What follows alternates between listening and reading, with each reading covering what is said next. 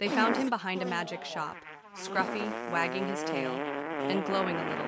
His name was Pickles, but every time he sneezed, reality changed. One sneeze, boom, the house turned into cake.